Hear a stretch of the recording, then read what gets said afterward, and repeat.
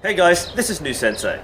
In the past I've covered several videos on a recurring topic, draw weight. How to pick the right draw weight, how to know if you have the wrong draw weight egos, and several others. And one of the recurring questions is, how do I know when it's time to move up?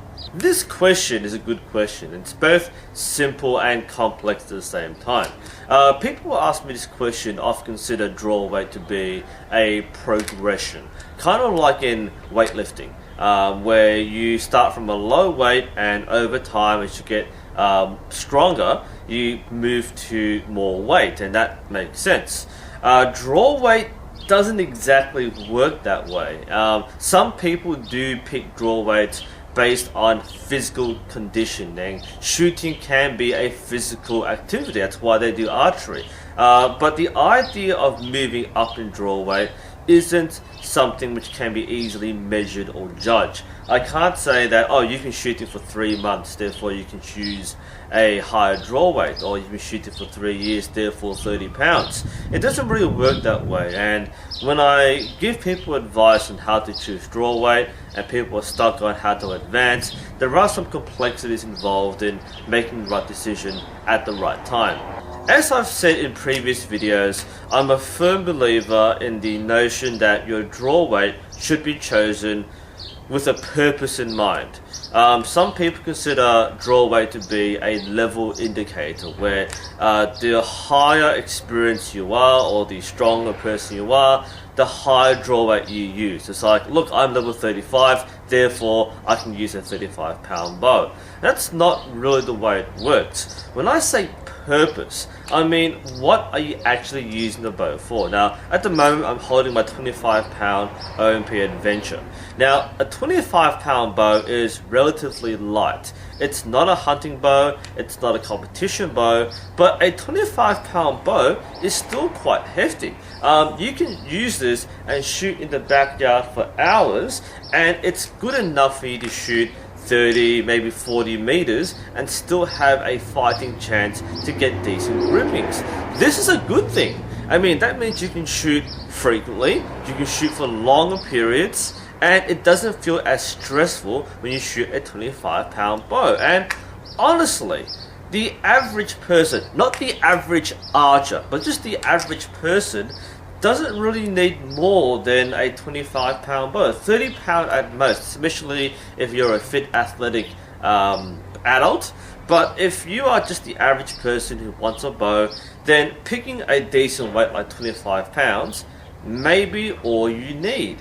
So before you look into progressing, ask yourself the question, why do I need a higher draw weight? And there are several common answers.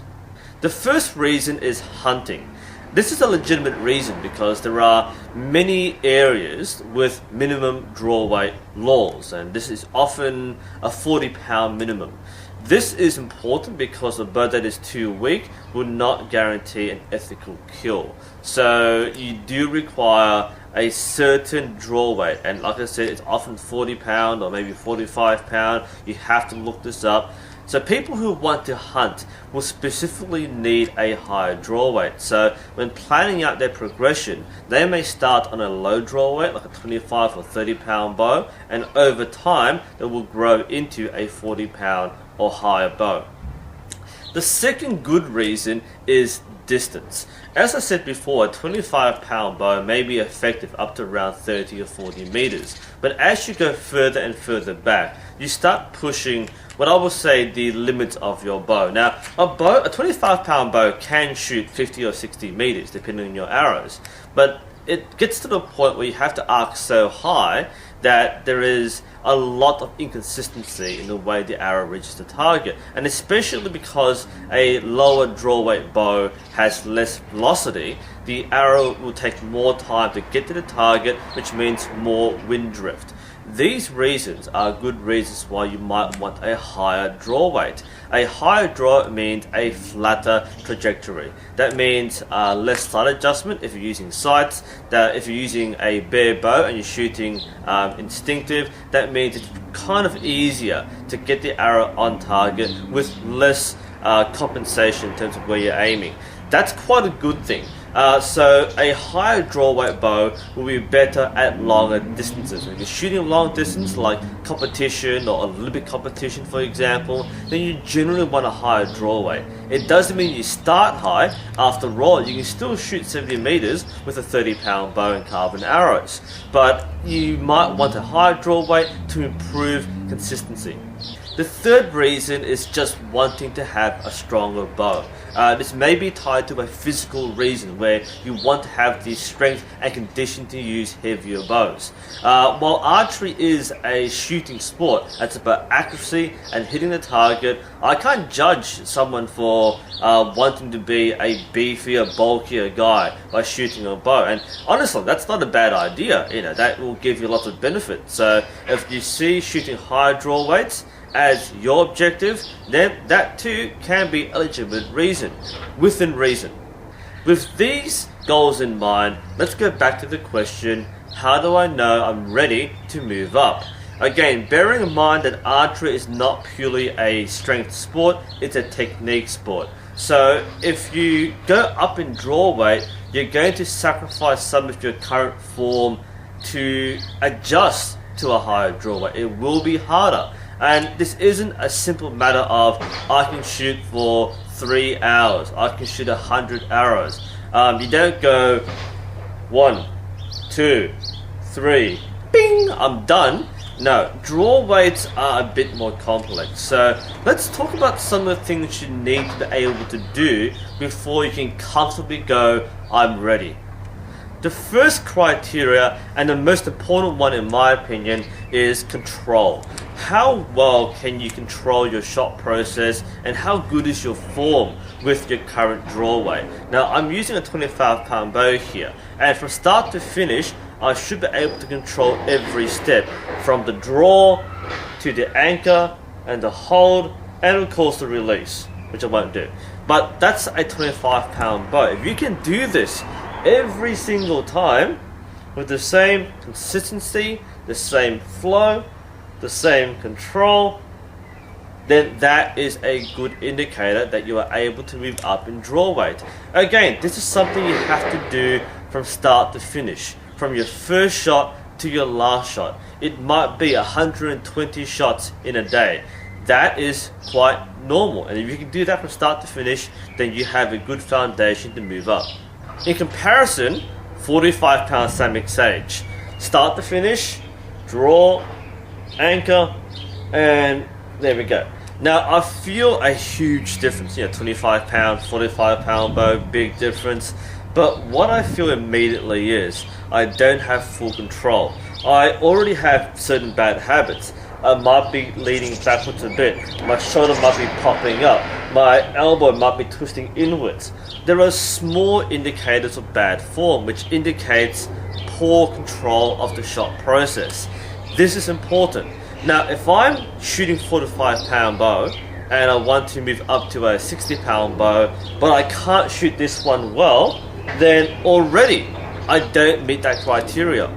Next criteria is your grouping. Can you shoot well enough to get reasonable sized groupings at the distances you normally shoot at? And this is an important factor.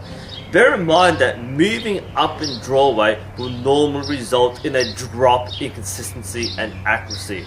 Again, because it's hard to control a heavier bow. So if you can't get tight groupings with your current light bow at short distances, then you shouldn't be moving up yet, because there are flaws in your technique, there's something not doing right, and you just don't have the foundation to go to more difficult bows.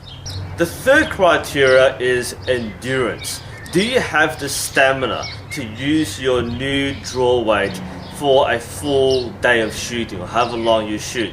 You might be okay for several shots, but if you're going to shoot a full 144 arrow round, then can you do that? Now of course, transitioning to a higher draw weight means that you probably won't be able to handle it right away, but you have to be able to do so within reason. If it's simply impossible to last more than several shots, then perhaps you're going way too high, way too soon.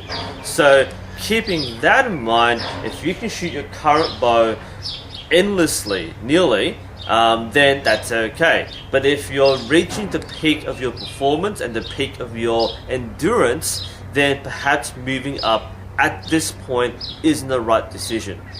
Next question is, how do I move up? For the average archer, you probably don't need to do any extra training just to move up.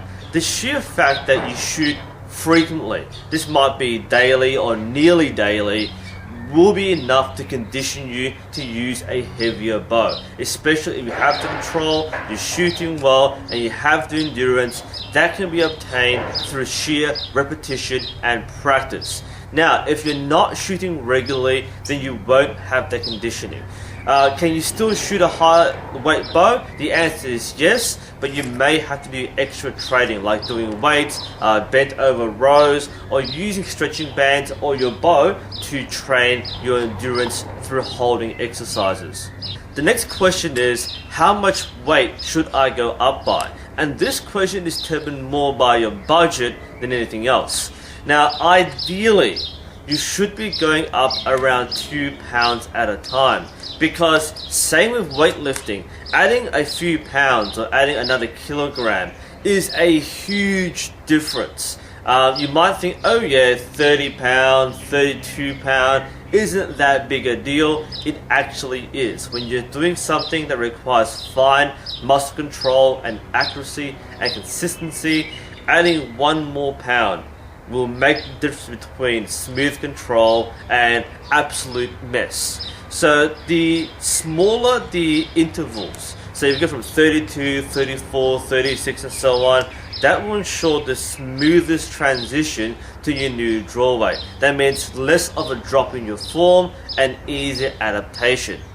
Of course, you probably don't want to buy 10 sets of limbs. That's quite expensive. Even if you can trade them in, or even if you can sell them or save them, then you probably don't want to get so many sets of limbs. So because of this, people might opt to go for bigger jumps. Maybe a 5 pound jump. That's probably, I guess, the minimum most people want to jump up by. Otherwise, they might go for a 10 pound jump. Whoa, this is getting a little extreme. If you go from like a 20 pound to a 30 pound, it's not that big a difference, because relatively speaking, most adults can handle 30 pound with some practice. But the higher you go, the harder it gets. Going from 40 to 50 or 50 to 60 is exponentially harder. So just keep in mind that while you might have a budget in mind, you don't want to jump too much, because that can completely wreck you. I'm not just talking about physically injuring yourself, but the fact that you cannot control the bow anymore will stop you from shooting well. So, maybe 2 pounds to 4 pounds, 5 pounds if you're rounding off, but really any more than 5 pounds at a time, and you're making a big risk. Can you shoot more than 5 pounds in growth? Yes, but you really have to know what your capabilities are and what your limitations are. To sum up, beyond specific reasons such as hunting or competition, you don't need to move up in draw weight. Most people just want to move up in draw weight, and that's a fair thing to do. But if you want to move up in draw weight, you need to fulfill criteria. Can you shoot the bow well? Can you control the shot process from start to finish? And can you do so for an entire session, for an entire day, for days at a time? If you can fulfill these criteria, then you're pretty safe to move up in draw weight. You don't need to do extra exercises unless you don't have the fitness to meet the new weight. The final thing is, you shouldn't advance too high too soon, because you will sacrifice your form and it may be beyond what you can currently handle. Try to go for as small as possible, but keeping in mind your budget may limit how many limbs you can buy. That's assuming that you have a takedown bow. If you're buying a one-piece bow, then you can't change the draw weight. That's it. And if that's the case, you're kind of locked into it. The same advice applies. You don't want to go for an extremely strong bow if you're starting low. But if you want that, 60-pound longbow, then you have to work into it. You can't assume you can use it right away. To use it safely and properly, you have to be prepared. Anyway, this is NUSensei. Hope this was helpful. Thanks for watching, and I'll see you next time.